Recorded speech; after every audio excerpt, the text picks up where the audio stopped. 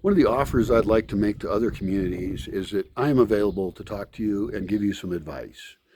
And in many cases, I'll do that for free. If you're a big community with lots of money, then I'll charge you. I do need money and I do have great things to say. In some cases, if people want advice on a very particular issue, I'll make a video for free about that topic that's applicable to your situation, and then that benefits thousands and thousands of other people trying to do their own projects. And I can at least give them some ideas surrounding the topic.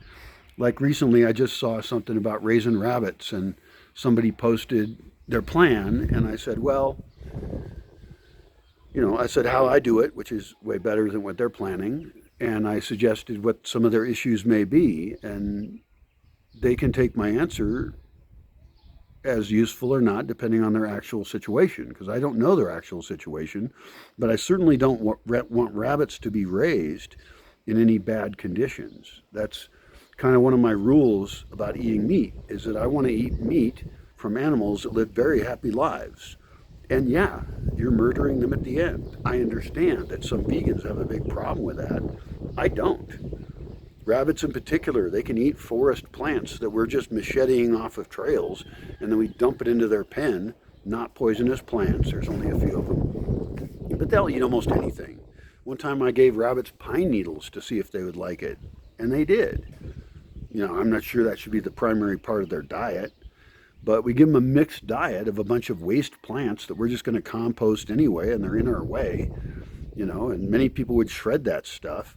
And it's like, well, if we have a huge rabbit pen, we can just, have a way to pull a cart up that's full of plant material. And if we design our huge pen correctly, we can even have we have a ramp or a spot up above it, and then just dump the thing in there, and they'll take care of it.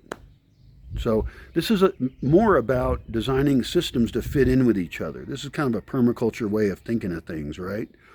Where there isn't a waste in the system.